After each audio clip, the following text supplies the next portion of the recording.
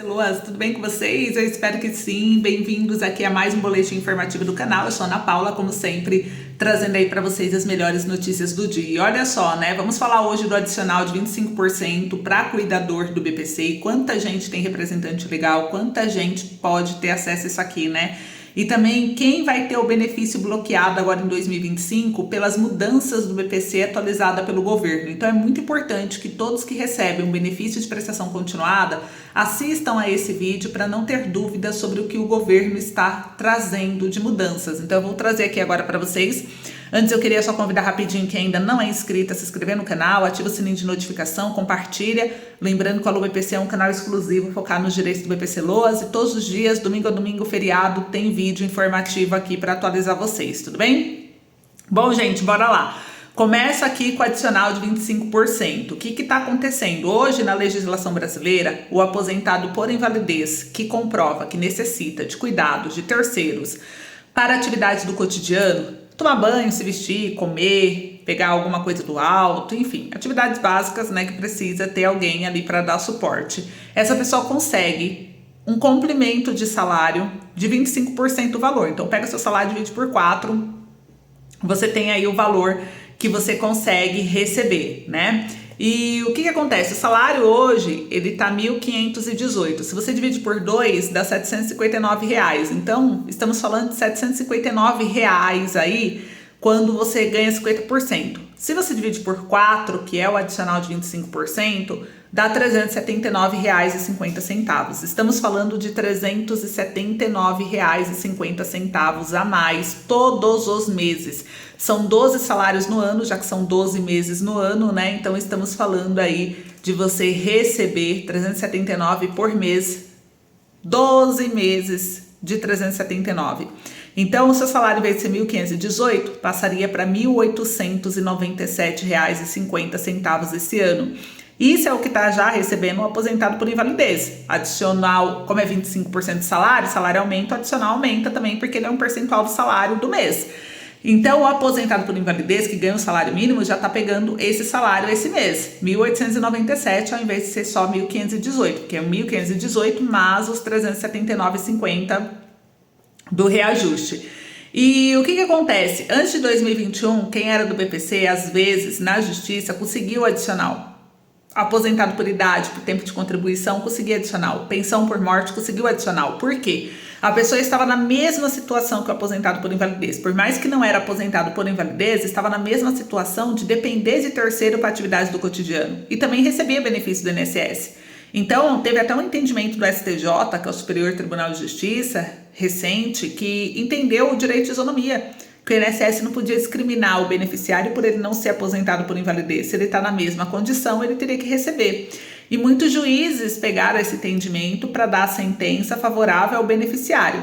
Em 2021, o STF julgou uma ação de constitucionalidade sobre o tema, a pedido do próprio Previdência, que viu lotar, né, as sentenças judiciais obrigando ele a pagar o adicional, inclusive para a BPC, e isso aumentou a conta pública, né? Os gastos públicos. Então, o INSS entrou com a ação, o STF julgou para ver se a lei era inconstitucional. E ele julgou que a lei não era inconstitucional. Em 2021, o STF, então, derrubou a decisão do STJ de obrigar o INSS a pagar qualquer segurado beneficiário que tivesse na mesma condição do aposentado por invalidez e deu causa de ganho para o INSS. Então, de 2021 para cá, todos os processos que estavam em andamento na justiça foram arquivados, né, quando o beneficiário não é aposentado por invalidez e pede o adicional de 25.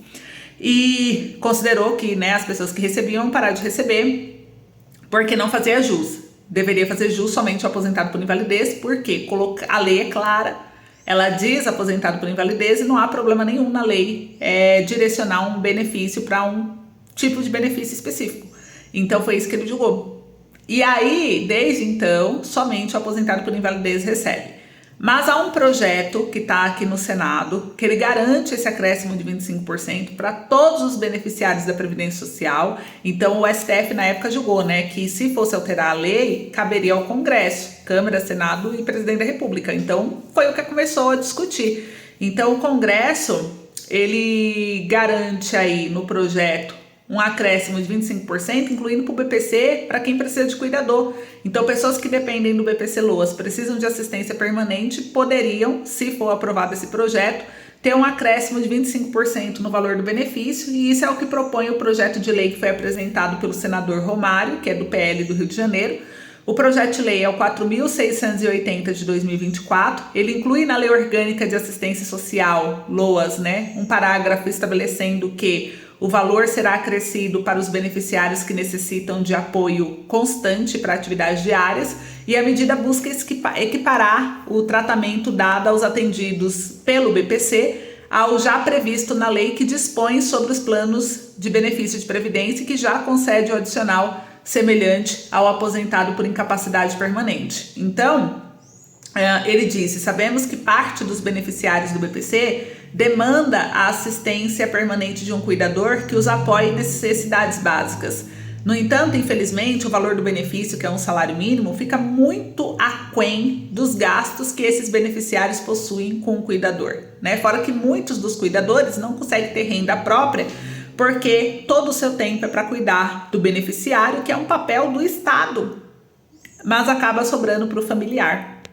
E esse projeto, gente, eu acredito que ele pode ter forças a vir ser aprovado, porque o Lula, ele aprovou agora, recentemente, a nova Política Nacional de Cuidados. Foi sancionada pelo governo brasileiro, que estabelece que o cuidado é um direito garantido por lei e define práticas para apoiar tanto quem presta cuidados quanto quem os recebe.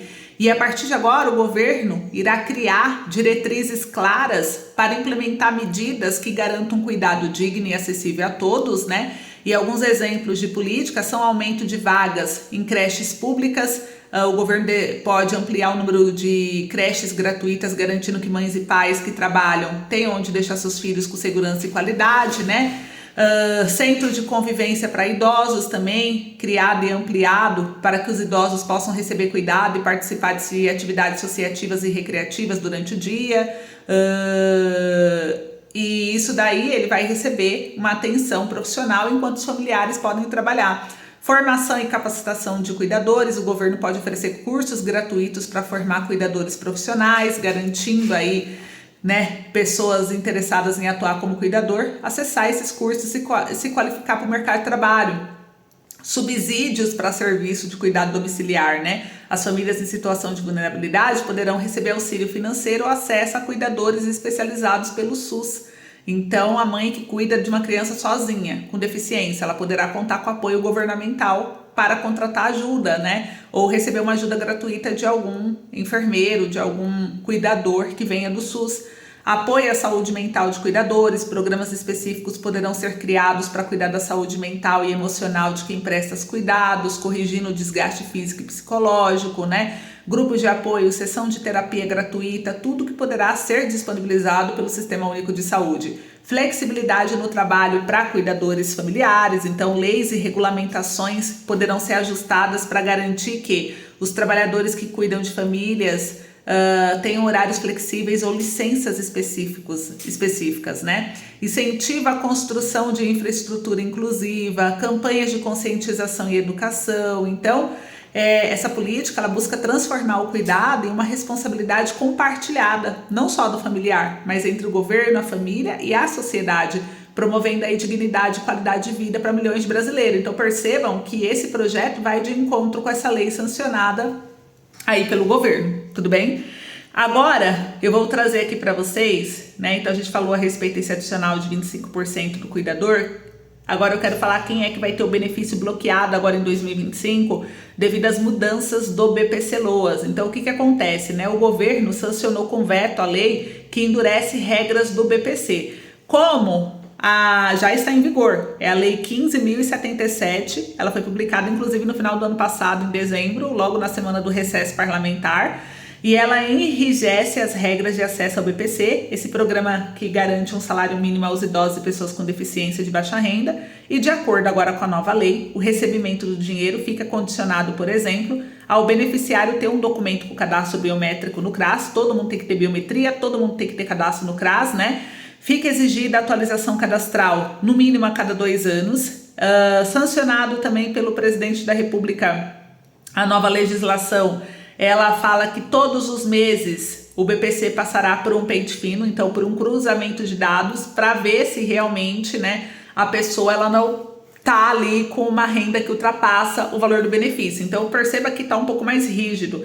Então todos vocês do BPC estarão passando por esse pente fino mensalmente, para sempre a partir de agora, tá? Então todos, a mudança foi essa. A renda do cônjuge que não residir no mesmo imóvel não contará mais para o cálculo da renda familiar, que era o que o governo queria fazer, né? Mas não vai mais contar, então pode ficar tranquilos. O texto considera todos os rendimentos brutos mensais apenas dos membros da família que vivem na mesma casa, isso independente do grau de parentesco ou da relação entre os membros, tá? Mora na mesma casa, vai contabilizar como renda mensal per capita para o benefício. O BPC recebido por uma pessoa da família que já recebe o BPC não entra no cálculo, então pode haver 2 BPCs ou mais pagos na mesma residência, desde que haja 2 idosos ou mais alguém com deficiência, por exemplo, tá?